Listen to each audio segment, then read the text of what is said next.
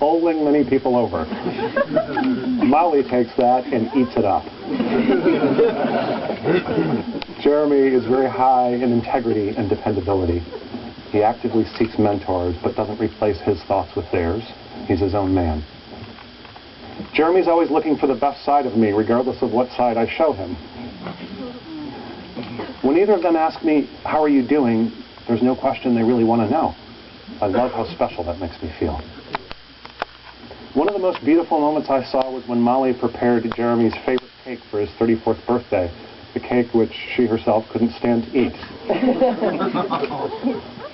I've been chatting on the phone with Molly when she arrives home to find a basket of fresh vegetables and home cooking that Jeremy left for her.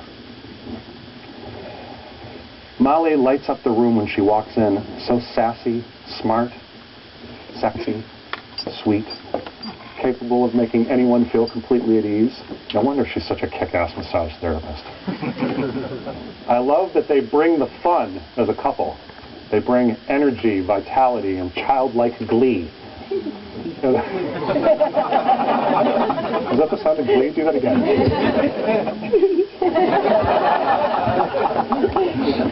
Bringing the glee.